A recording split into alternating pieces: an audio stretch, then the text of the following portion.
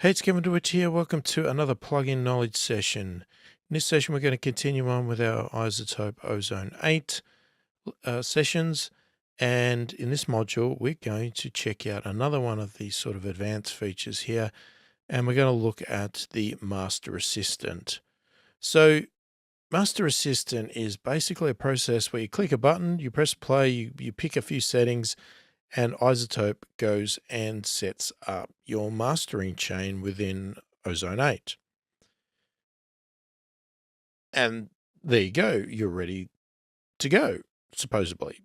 But technically not. They indicate in the manual that it gives you a start to your mastering process. It gives you a guide.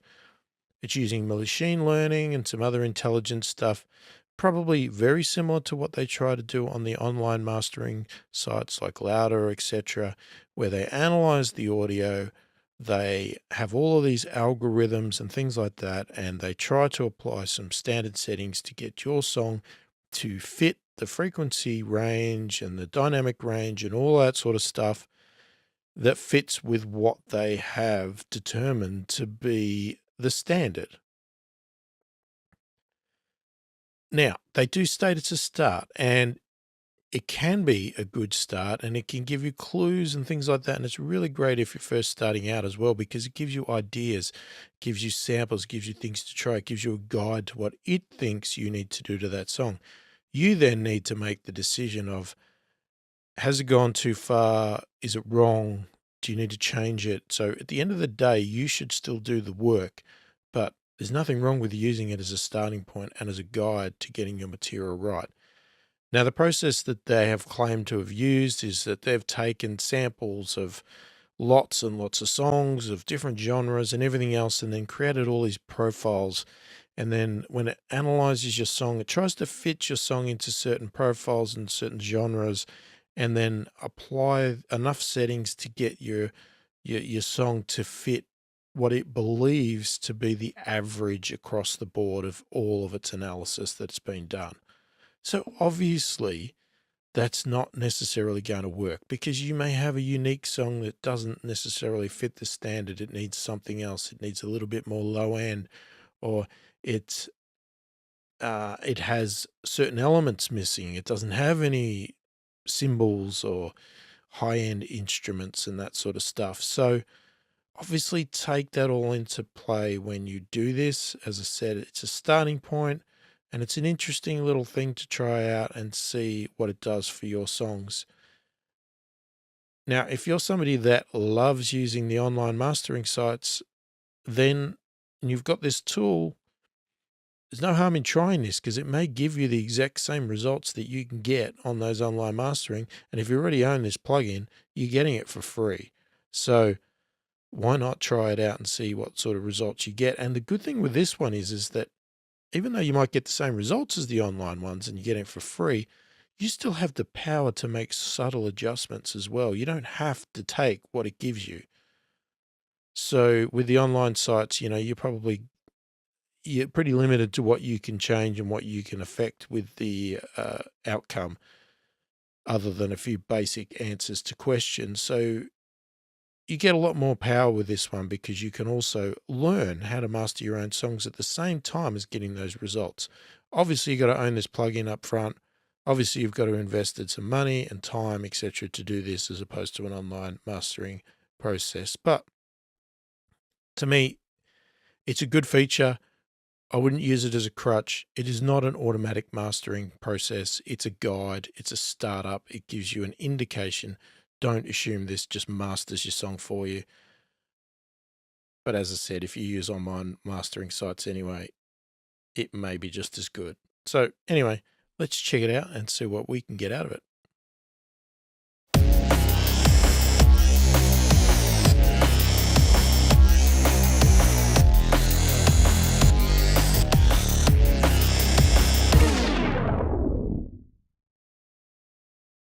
All right, so as per usual in these videos, I have the full version of Ozone 8 open here, and one of the main reasons I got the full version open is that's where you get access to the Master Assistant, which is this button right here. So unlike pulling up, say, predefined presets that people have developed and sort of used as a guide for what they do in mastering, this one here, this tool, analyzes your song and makes some judgment calls itself to what it hears. Obviously, presets don't know what your song sounds like. So they are really a hit and miss type thing, and I would never just load up a preset and lock it in. You might load a preset up to get an idea of what somebody does to get a certain sound on a master, but you obviously need to tweak it because your song will sound entirely different to the song that they created this preset on. So Master Assistant obviously is iZotope's way of doing this for you, but by analyzing the song itself. So the process to do the Master Assistant is pretty simple, but there's a few things you need to keep in mind, and there's a few settings when you go there. But the Master Assistant is not going to turn on all these modules. What it's going to do is it's going to turn on an equalizer, potentially, if it thinks it needs it, some dynamics, maybe some dynamic EQ, and a maximizer to boost the level.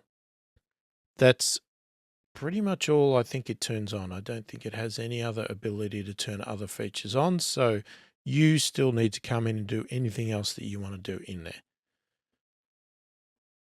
So let's just explain it as I run through it. So, first off, we have a song. Sounds like this at the moment. So the first step is we're going to click on Master Assistant. And then we're going to get some options here. Okay, so we could pick streaming, and the streaming setting, just looking through the manual, basically it forms the maximizer threshold in order to meet a loudness target value. Streaming option will set the target loudness to -14 LUFS by default. That's a value that they've determined to be used typically on popular streaming services. We could go to CD, and the CD option informs maximizer threshold setting in order to achieve the loudest possible output for the selected intensity. So once we pick CD, we have low, medium, or high intensity. That basically informs the maximizer threshold value by specifying how often the limit will be triggered by the incoming signal. So we can see here with the pop-up here that if we have low intensity, the limiter will be engaged 0% of the time, so we're not going to hit the limiter. Medium, we're going to hit it 1% of the time, and high, we're going to hit it 3% of the time. And then we have a reference option. Now, to have the ability to do reference, let me get out of here. We need to go back to another video that I did on reference, and we need to have songs preloaded in our reference, or at least one song. So if you have a particular song that you think that your song that you're working on is the end result, so you have a song you want to get to, you want it to sound similar to, mastered, similar levels, that sort of stuff, then you can preload that song into the reference section here. Then once you've done that, you then have the ability to select reference. Now, if you don't have a song in here, you cannot select reference. Okay, and as you see there, it says set to maximum threshold for loudness of selected reference track. Okay, so based on this reference track here, it will use this as a guide to the loudness. So how loud maximizer should make it, and also the EQ curve that it will use. So instead of just analyzing your song and using an average of what iZotope have determined your song would fit into, you can actually get it to adjust its EQ curve to this reference track. So I'm going to go back to, let's start with the first one. I'm just going to go with streaming. So after we pick our target, we then go next, and it now waits for music. We play it, and you can see that it's starting to do stuff. So it tells you what it's doing as it's going. Let's see faintly in the background, it's doing things, adding modules. Remember, I had no modules loaded here before. They do recommend that you have the song playing in the loudest part of the song, just so that it knows how to set the limiter to the loudest. And once it's done, you get the option to cancel or accept. So let's accept it. Let's just stop the music for a minute. And we'll flick through. You can see that it's loaded all 4 modules, so it must just do that by default. It hasn't turned the dynamic module on though. So it's turned the equalizer on, and it believes that it needs to do a bit of a low shelf boost there, 43 Hertz, so it thinks it's lacking some low end. It's also doing a boost at 8.17 kilohertz. And again, it's doing a high shelf at 19.1 kilohertz, 0.1 dB. That's a very small amount.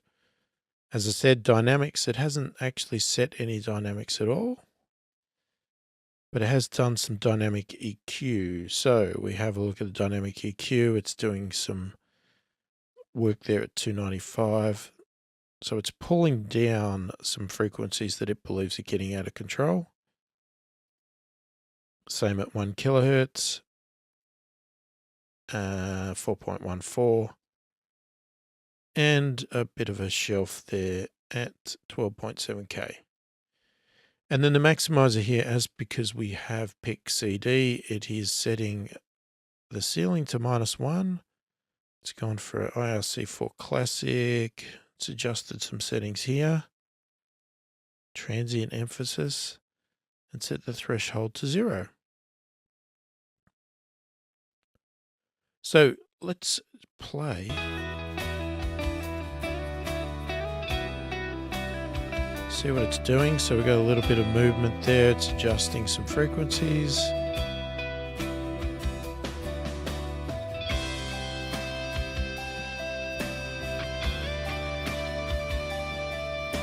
And it's decided that the level of this song meets the -14 LUFS because it's not, hasn't dropped the threshold. So it's doing no limiting at all, really.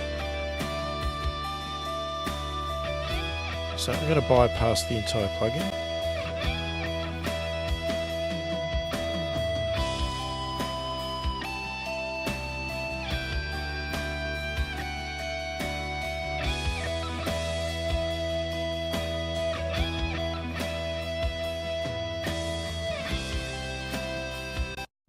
So it seems to have done some fairly minor work there.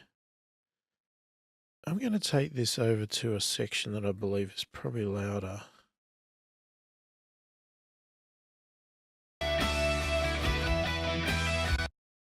Okay, I'm going to work from there because that's probably the loudest part there. Just so we start afresh, I'm going to get rid of all of that. Now what I'm going to do is I'll go over to CD and I'll just run through those. So we'll start with low.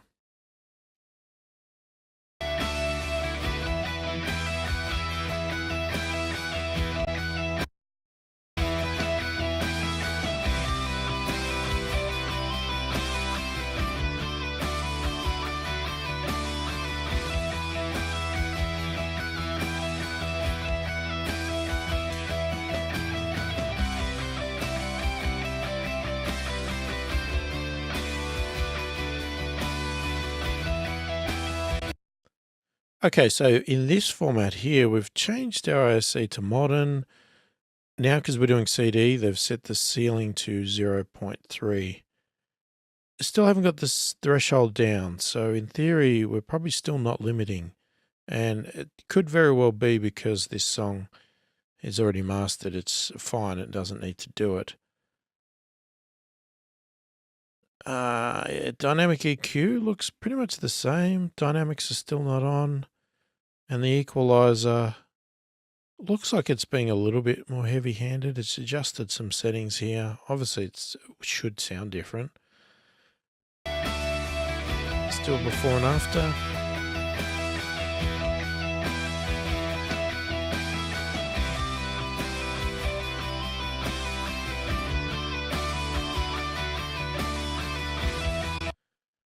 So the good thing is keeping the settings pretty subtle. It doesn't seem to be doing anything over the top. So let's go to an extreme. Let's go straight up to high.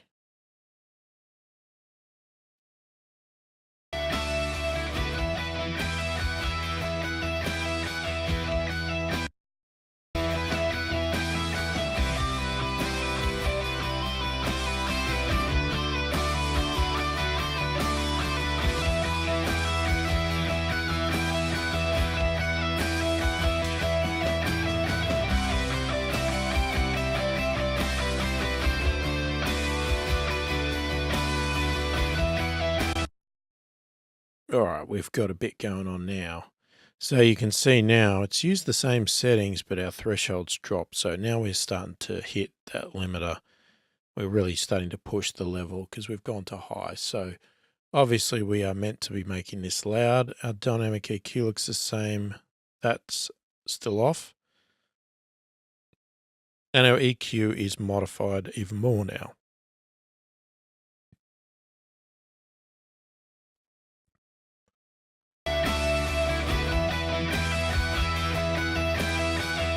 So you can see how much limiting we're doing now. We're getting, on average, about 3 dB. So that's before.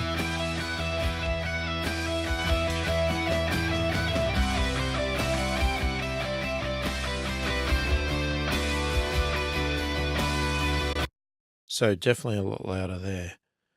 All right, so let's just do one more here.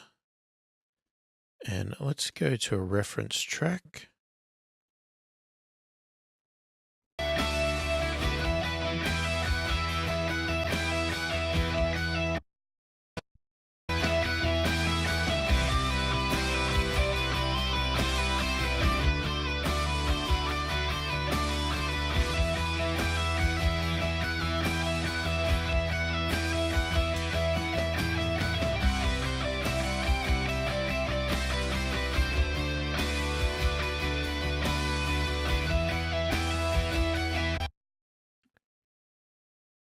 All right, so if we're comparing it to the reference track here, for some reason we've dropped down to ISC2. Again, we've removed the threshold, so we're not really limiting anymore. At dynamics, still look pretty much the same. That's still off. And we're adding a lot of low end and a bit of top end now.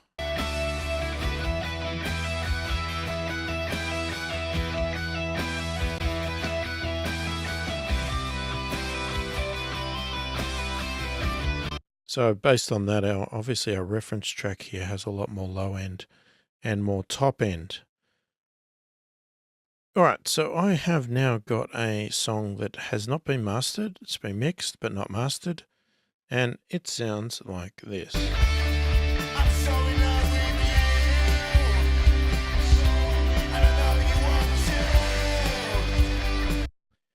Now, the reason I'm doing this is because the other song was actually mastered already. So you probably won't get the full impact of this process. So I figured, well, why not load an unmastered song and let's see what it actually does. So in this case here, I'm going to go to CD and I'm just going to go medium.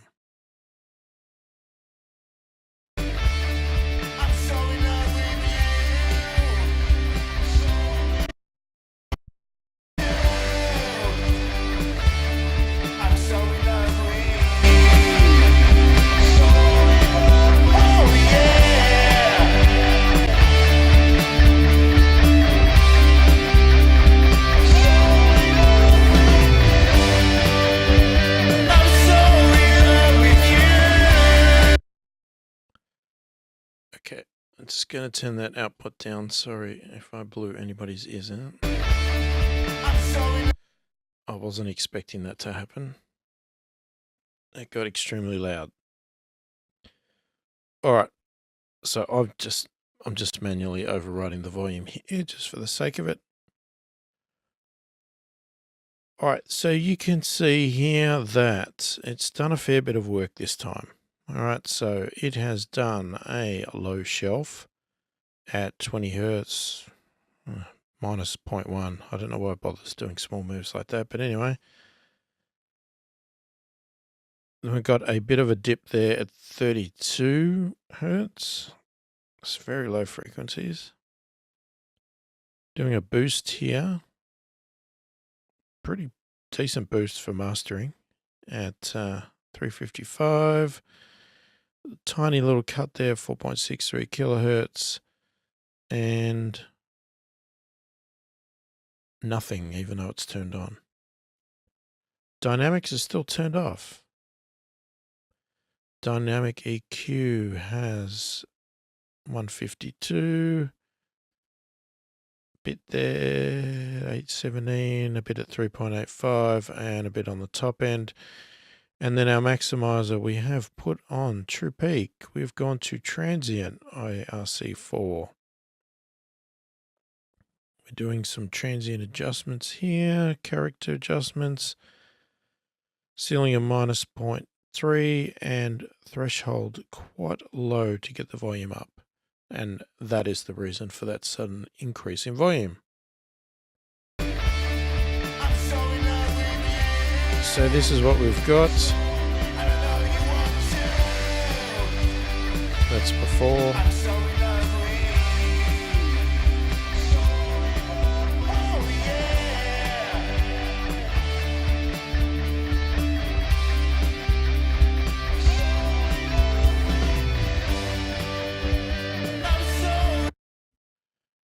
So I'm just turning on the game match feature here, just so we can get a direct comparison. So this is what we had before.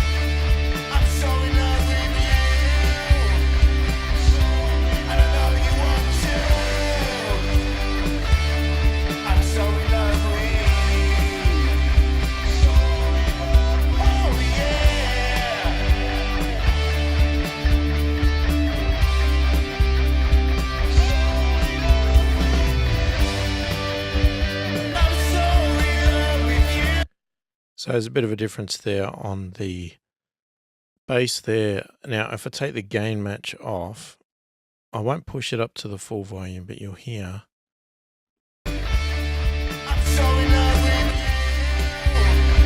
Just as an idea that it's adding a hell of a lot of gain. If I was to put that back to standard, it would be very loud compared to what it was. So just dropping that back down again, let's have a look at what it's doing. So you can see the limiter working there, pulling down those peaks. Dynamic EQ is working. Not heavily, just little bits.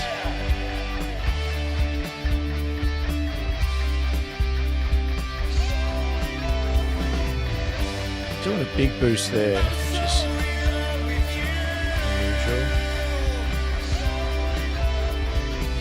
they're very subtle. Alright, so that gives you an idea anyway. That's what it's done on an unmastered song there. Do I think it's done a great job? No, but it's given us a good starting point. It's given us some ideas. It's given us a clue that maybe our bass is a little bit too heavy in this song.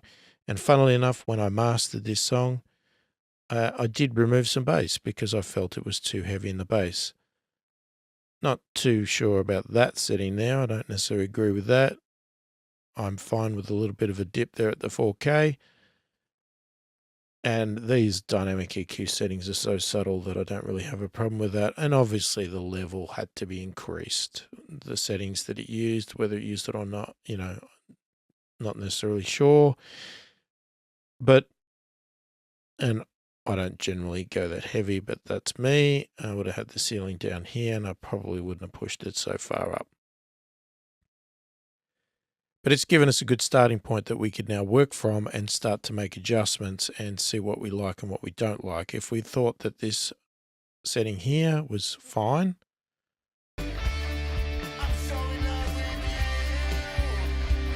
okay, but maybe we thought, yeah, I get the idea, but it's too heavy. Well, let's drop it down. If you think our bass is good, but maybe we need a bit more down, make adjustment. Maybe we thought, yeah, I need some top end.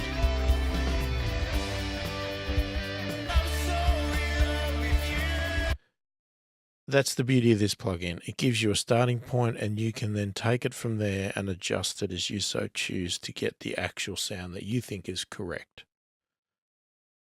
So there you go. There's the Master Assistant in iZotope Ozone 8. What did you think of it? Let me know in the comments. Is this one of these things that you think is totally controversial and shouldn't be there because people are just auto mastering and nobody's thinking, nobody's doing the work themselves? Or do you think it's a great tool that will help teach you and give you guides and examples of where you may want to start with your song and that sort of stuff? Love to hear your opinion about it. Obviously, it does raise a bit of controversy within iZotope themselves. I'm sure they've got a lot of flack about these sort of tools, but they have slowly over time added it to most of their plugin suites. They have Mix Assistant in Neutron. I'm sure they've got other assistants in Nectar and other plugins that they have developed. And obviously now we've got Master Assistant in Ozone 8 as well. So it is becoming a common tool that's there, but as long as you know that it's a startup tool and a guide, I don't necessarily see a problem with it. But I'd love your opinion on this. If you're watching this on YouTube, don't forget to subscribe to my channel to make sure you get all access to all the videos and notified when they come out. Check out the other links to Ozone 8 plugins of the rest of the series, or any other plugins that you may be interested in, or any other videos. Also, feel free to come over to my website, check out the content there, and make contact with me. Happy to chat with people and discuss things. So hopefully it's been helpful. Thank you for watching, and I'll catch you in the next one.